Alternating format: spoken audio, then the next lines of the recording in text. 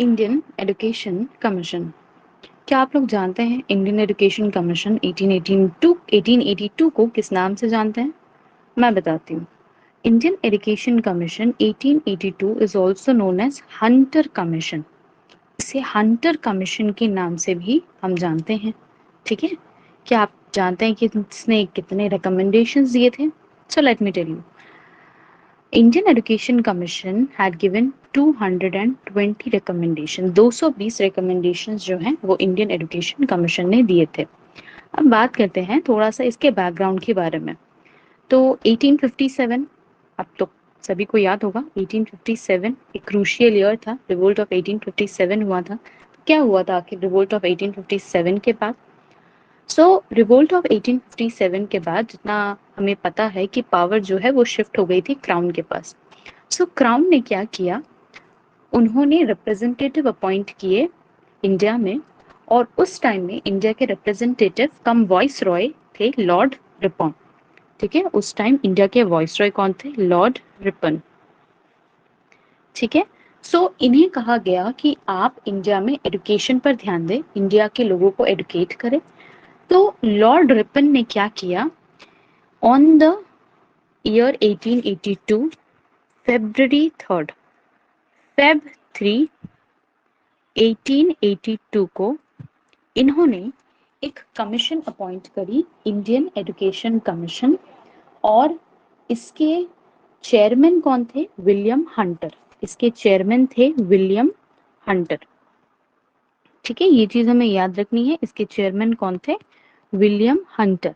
अब William Hunter कौन थे? So William Hunter was the member of executive council of the viceroy. Viceroy की जो एग्जीक्यूटिव काउंसिल थी उसके उसके मेंबर थे विलियम हंटर, और इन्हें बनाया गया चेयरमैन इंडियन एजुकेशन कमीशन का। Just because he was the chairman of this commission, then this particular commission is also known as Hunter Commission. उनके नाम पर ही इस कमीशन का नाम हंटर कमीशन भी पड़ा है। अब इस कमीशन में कितने मेंबर्स थे उसके बारे में भी हमें जानना है। तो इस कमीशन में 20 मेंबर्स थे, 20 मेंबर्स थे इस कमीशन में। कौन कौन थे? सैयद महमूद, आनंद मोहन बासु, पी.आर. मुडालियर, हाजी गुलाम, केटी तालंग, जितेंद्र मोहन एक्सेट्रा, इतने सारे जो है मेंबर्स थे। इसके अलावा जो सेक्रेटरी थे इस कमिटी के, सॉरी, सेक्रेटरी कौन थे इस कमिटी के? सेक्रेटरी थे बी.एल. राइस। ये थे इस पर्टिकुलर कमिटी के सेक्रेटरी। ना इस कमीशन का एम क्या था, किस लिए उन्होंने इस कमीशन को एस्टैब्लिश किया?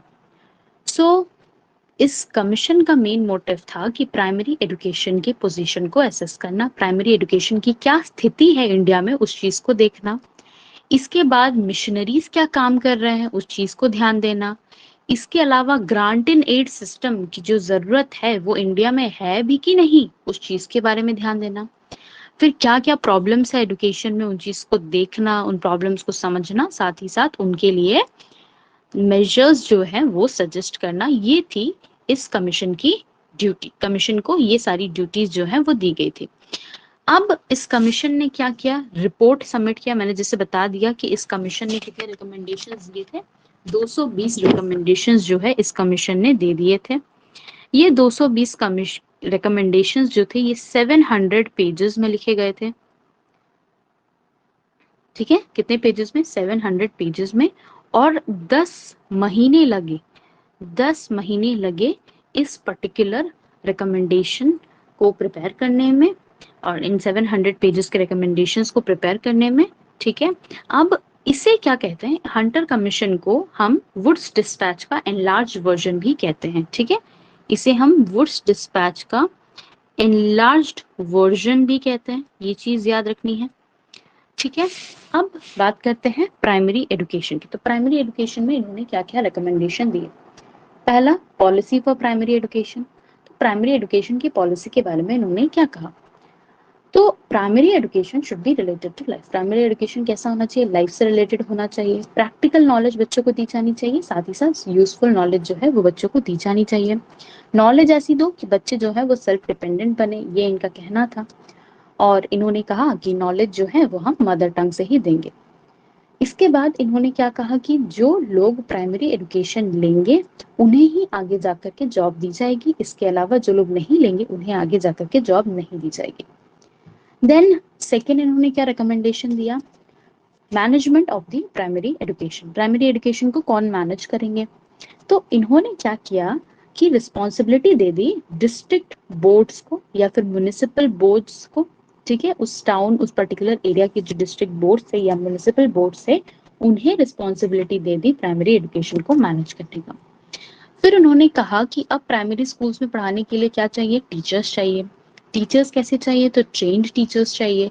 अब ट्रेन टीचर्स को ट्रेन करने के लिए ट्रेनिंग स्कूल्स तो होने चाहिए ही, तो training school should be established. उन्होंने कहा कि ट्रेनिंग स्कूल को एस्टैब्लिश करो जहां पर टीचर्स को ट्रेन किया जा सके।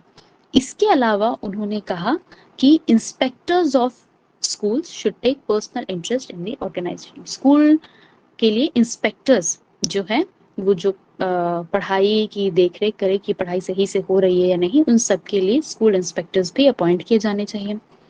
फिर इन्होंने बात करी करिकुलम के बारे में, करिकुलम कैसा होना चाहिए। सो इन्होंने कहा कि करिकुलम जो है वो बच्चों के इंटरेस्ट को ध्यान में रखते हुए प्रिपेयर किया जाना चाहिए और ऐसे सब्जेक्ट्स होने चाहिए जो लाइफ में उन्हें आगे जाकर काम में आए। तो क्या क्या सब्जेक्ट्स की बात इन्होंने की, इन्होंने कहा एग्रीकल्चर इंक्लूड करो, फिजिक्स होना चाहिए, ट्रिग्नोमेट्री होनी चाहिए, ज्योग्राफी होनी चाहिए, अकाउंटेंसी होनी चाहिए। ये सारे जो सब्जेक्ट्स हैं वो बेसिकली आगे जाकर के बच्चे पढ़े, इन सारे सब्जेक्ट्स को इन्होंने ऐड किया। अच्छा, इम्पैक्ट ऑफ रिकमेंडेशंस, क्या क्या इम्पैक्ट पड़े रिकमेंडेशंस के।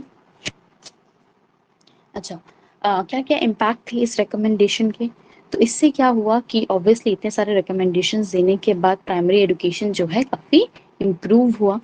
इसके बाद government made the government free of any responsibility, जो रिकमेंडेशंस के बाद गवर्नमेंट के ऊपर से रिस्पॉन्सिबिलिटी हट गई।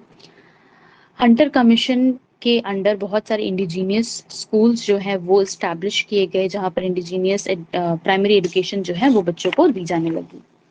अब इन्होंने बात की कि सेकेंडरी एजुकेशन की। सेकेंडरी एजुकेशन कैसा होना चाहिए, ठीक है भाई, प्राइमरी एजुकेशन में तो सुधार कर दिया, अब सेकेंडरी एजुकेशन में भी सुधार करो। तो इन्होंने क्या किया, गवर्नमेंट ने कहा कि हमें रिस्पॉन्सिबिलिटी लेनी होगी सेकेंडरी एजुकेशन की। कमीशन से कहा कि तुम्हें रिस्पॉन्सिबिलिटी लेनी होगी सेकेंडरी एजुकेशन की। हम क्या कर सकते हैं, गवर्नमेंट ने कहा हम क्या कर सकते हैं, तो हम जो है वो सिर्फ फाइनेंशियल ग्रांट्स दे सकते हैं, बाकी आपको ध्यान में रखना होगा आप किस तरह से बच्चों को एडुकेट कर रहे हो। कमीशन ने क्या कहा कि पहली चीज जो कमीशन ने कही वो ये थी कि इंग्लिश जो है वो मीडियम ऑफ लैंग्वेज रहेगा। इंग्लिश क्या रहेगा, मीडियम ऑफ लैंग्वेज रहेगा। करिकुलम को इन्होंने 2 पार्ट में डिवाइड किया। पहला पार्ट लिटरेचर और साइंस सब्जेक्ट्स का, दूसरा पार्ट जो है वो वोकेशनल सब्जेक्ट्स का, वोकेशनल एजुकेशन का। फिर उन्होंने बात की ग्रेजुएट टीचर्स को ट्रेनिंग देने की, कि ग्रेजुएट टीचर्स जो है उन्हें ट्रेनिंग दिया जा सके ताकि वो आगे चल के स्कूल्स में बच्चों को पढ़ाए। ग्रांट एंड एड सिस्टम के बारे में भी इन्होंने थोड़ा सा कहा। अब ग्रांट एंड एड सिस्टम की जब हम बात करते हैं तो हमें याद रखना है क्या कि ग्रांट एंड एड सिस्टम कब शुरू हुआ था। तो grant and aid system India में शुरू हुआ था 1965 में और इंग्लैंड में ये शुरू हुआ था 1861 में। ये चीज हमें याद रखनी है। अब ग्रांट एंड एड सिस्टम के बारे में इन्होंने क्या कहा, पहली चीज जो हमें यहाँ याद रखनी है कि यूनिफॉर्मिटी नहीं थी ग्रांट एंड एड सिस्टम की इंडिया में। कोई यूनिफॉर्मिटी नहीं था, कोई भी फिक्स्ड टाइम नहीं था ग्रांट देने का।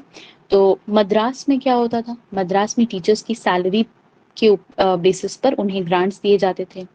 बॉम्बे में एग्जाम रिजल्ट्स के बेसिस पर ग्रांट्स दिए जाते थे। और यूपी में एक फिक्स पीरियड के लिए ही ग्रांट्स एंड एड दिए जाते थे, ठीक है। तो कमीशन ने क्या कहा कि इसमें यूनिफॉर्मिटी होनी चाहिए, टाइम टू टाइम ग्रांट्स जो है वो गवर्नमेंट से मिलते रहने चाहिए, इस तरीके से नहीं होना चाहिए। फिर इन्होंने एजुकेशन डिपार्टमेंट के बारे में बात की। क्या कहा इन्होंने कि प्राइमरी स्कूल्स को प्राइमरी स्कूल पर नजर रखने के लिए कुछ लोकल पर्सन को अपॉइंट किए जाने चाहिए।